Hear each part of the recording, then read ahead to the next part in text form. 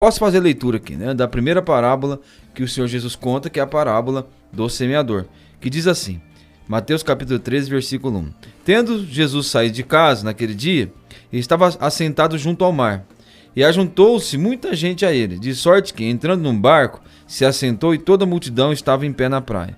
E falou-lhes muitas coisas por parábolas, dizendo, eis que o semeador saiu a semear, e quando semeava, uma parte da semente caiu junto ao caminho, e vieram as aves do céu e comeram-na.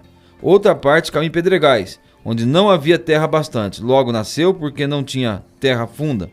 Mas vindo o sol, queimou-se, secou-se, porque não tinha raiz. A outra caiu entre os espinhos, e os espinhos cresceram e sufocaram-na.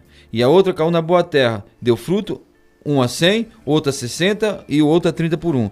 Quem tem ouvidos, ouça. Então, dessa sequência de parábolas, a parábola do semeador é a primeira parábola que o Senhor Jesus conta após ele ter decidido mudar o seu ministério para esconder a verdade de alguns e para estimular outros a descobrir a verdade e gravarem, né? Quando você conta uma história assim e descobre a verdade por meio de uma história, essa verdade grava mais na sua cabeça. Então Jesus, ele usa algo que é muito comum, mas eu acredito que nesta parábola aqui vai representar uma pessoa que recebeu a palavra de Deus, salvo só seria a boa terra, né? A semente que caiu em boa terra, porque o versículo 23 diz, mas que foi semeado em boa terra é o que ouve e compreende a palavra e dá fruto, e a um produz 100, outro 60 e outro a 30.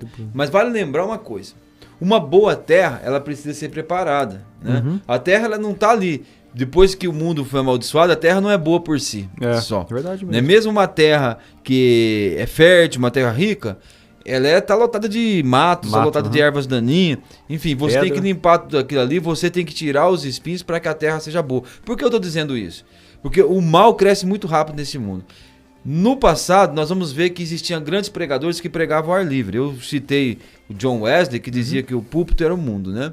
Mas tinha George Whitefield, nós tínhamos Dwight Moody, tínhamos Charles Haddon Spurgeon, né? Esses eram os grandes pregadores que pregavam a multidões. Mas sabe que o mal cresceu tanto que isso já não existe mais. E não existe mais por quê? Tem muito mato, muito ervas daninhas no coração das pessoas. Hoje, para você evangelizar as pessoas, tem a necessidade de você sentar com a pessoa e fazer uma limpeza, né, na mente dela. E confrontar ela com a palavra de Deus para que ela saiba que muita coisa que ela aprendeu não tem nada a ver com a Bíblia. Eu costumo dizer que algumas doutrinas são uma verdadeira vacina contra o evangelho. Por quê? Porque essas pessoas acham que são cristãs. Essas pessoas acham que são salvos. Acham que são servos de Deus quando não são. Aprenderam um monte de bobagens, né? Mas não aprenderam a Bíblia. Então é necessário... O mal cresceu demais e por isso que eu acredito que não existe mais essas campanhas enormes como existia antigamente, Billy Graham, enfim, que muitas pessoas se convertiam. Porque hoje é necessário você fazer uma grande limpeza, limpar o terreno, porque as pessoas estão cheias de mato, estão cheias de ervas daninhas, estão cheias de espinhos e a gente precisa preparar a boa terra. Mas o que acontece aqui? A boa terra é a pessoa que ouve a palavra de Deus com alegria, ela não tem preconceito, ela não é com a outra que tem medo da verdade, porque pode ser que a verdade venha a mostrar para ela que algo que ela gostava muito não é verdade, ela tem que abandonar, então a pessoa tem uma certa resistência à verdade. Essa pessoa está com a cabeça aberta, ela tem tempo para ouvir a palavra de Deus.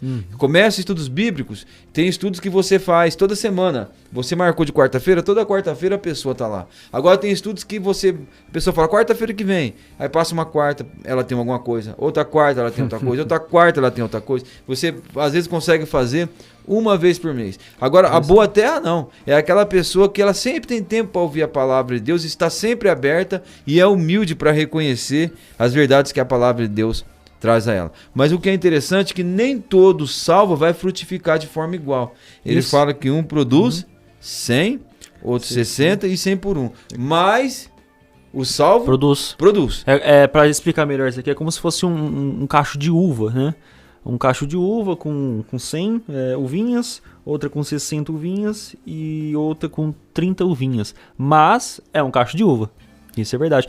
Então a palavra de Deus, o Senhor Jesus disse aos seus discípulos assim, a vós outros é dado conhecer os mistérios do reino de Deus. Por que a eles é dado conhecer? Porque eles renunciaram à sua vida para andar com o Senhor Jesus. Eles deixaram a sua profissão, eles deixaram a sua família para poder seguir o Senhor Jesus. Vide Pedro, que estava pescando, quando Jesus disse: vinde a mim, eu farei de vocês pescadores de homem. O Senhor Jesus chamou Mateus na coletoria, Mateus deixou a coletoria e saiu, abriu mão da sua vida por causa do evangelho. Então a verdade é revelada dessas pessoas. Mas, Rafael, os dias de hoje, eles são muito cinzentos no que diz respeito à pregação da verdade. E tem muita gente que tem uma verdadeira sede da palavra de Deus e que cai nas mãos muitas vezes de enganadores. Né? Isso é verdade mesmo. E eu tenho testemunhos aí de pessoas que eu pude evangelizar que disseram que andaram em todas as igrejas procurando a verdade por mais de 10 anos. Né? Mas eu creio piamente numa promessa da palavra de Deus. Quando Deus diz lá em Jeremias: buscar-me-eis e me achareis quando me buscardes de todo o vosso coração.